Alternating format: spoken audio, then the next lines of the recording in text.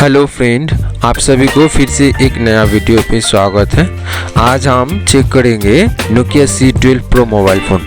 ये Nokia C12 Pro mobile phone 3GB RAM के साथ सिर्फ और सिर्फ 7499 में आपको मिल जाएगा। 2GB रैम के साथ 6999। ये दो ऑप्शन में अवेलेबल है और इंटरनल मेमोरी होगा 64GB का, जैसे कि charcoal, dark shine, light mint, ये तीनों कलर में अवेलेबल होगा। डिस्प्ले होगा 6.3 इंचेस के साथ, एस्पेक्ट रेशियो होगा 20:9, HD प्लस रेजोल्यूशन के साथ, सेल्फी नच, ब्राइटनेस बूस्ट, ये सारा ऑप्शन अवेलेबल होगा। कैमरा होगा फ्रंट कैमरा 5 मेगापिक्सल के साथ साथ रियर कैमरा होगा 8 मेगापिक्सल रियर फ्लैश LED के साथ में night mode, portrait mode, auto HDR, time lapse, ये सारा ऑप्शन भी अवेलेबल होगा। कनेक्टिविटी में ब्लूटूथ होगा, हेडफोन जैक होगा 3.5 मिलीमीटर का, पावर माइक्रो USB के साथ USB कनेक्शन, माइक्रो USB और वाईफाई होगा।